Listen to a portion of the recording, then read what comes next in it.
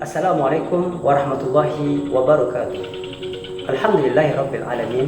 Wassalatu wassalamu ala asrofil anbiya wal mursalin wa ala alihi wa sahbihi ajma'in, amma ba'du.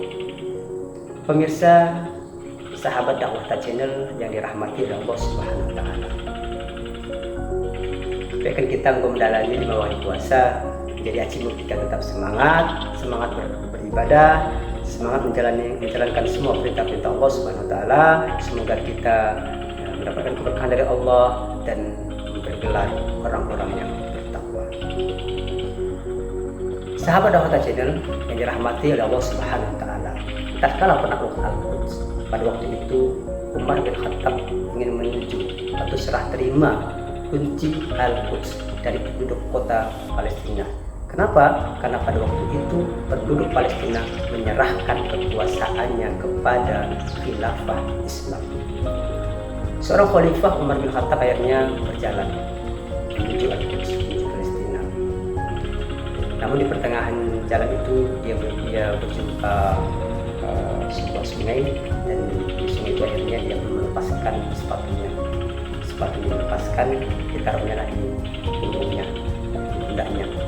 Kemudian tangan sebelah kanannya itu memegang tali buta. Akhirnya dia menyeberangi sungai.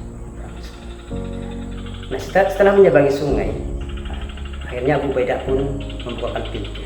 Tatkala Abu Ubaidah membukakan pintu, dia sangat terkejut. Dia terkejut disebabkan karena seorang khalifah, seorang pemimpin pada waktu itu, ya, dengan berpenampilan ya sepatu ditaruhnya di pundak, dan kemudian dia menarik kudanya. Sebuah penampilan yang tidak bagus gitu, yang tidak elok dalam pandangan manusia loh. Tidak elok disebabkan kenapa? Loh, kok penampilan seperti itu? Ini kan penyerahan kunci. Ini kan dia sedang ditunggu-tunggu oleh penduduk Palestina. Kok bisa demikian? Akhirnya Abu Ubaidah pun menyampaikan undang-undangnya itu kepada Umar bin Khattab. Setelah Umar bin Khattab mendengarkan apa yang disampaikan oleh Abu Ubaidah ini, akhirnya Umar pun menyampaikan, sesungguhnya kita dulu adalah hina. Kita dulu adalah kaum yang hina. Kemudian Allah memuliakan kita dengan Islam.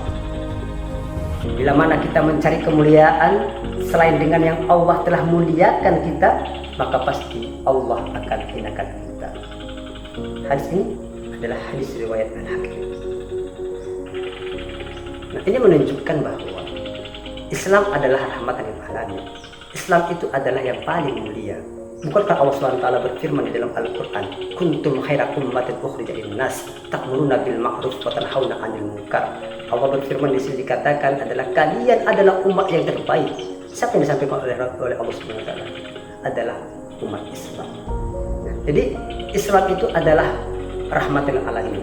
Islam itu adalah ad-din, agama yang diturunkan oleh Allah Subhanahu wa taala untuk mengatur seluruh aspek kehidupan ini, ya.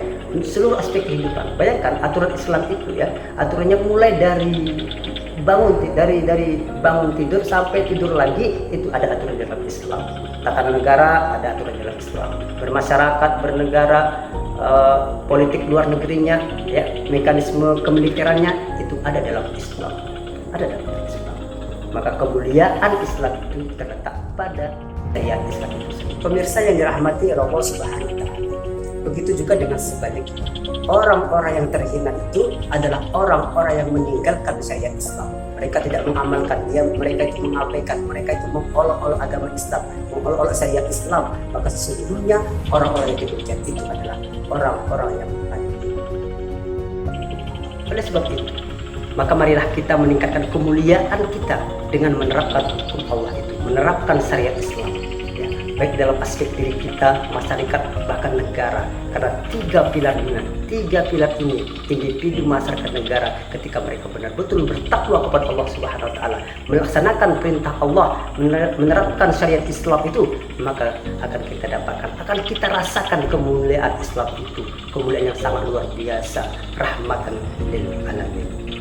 Demikian yang dapat saya sampaikan. Jadi kurang saya mohon maaf. Assalamualaikum warahmatullahi wabarakatuh.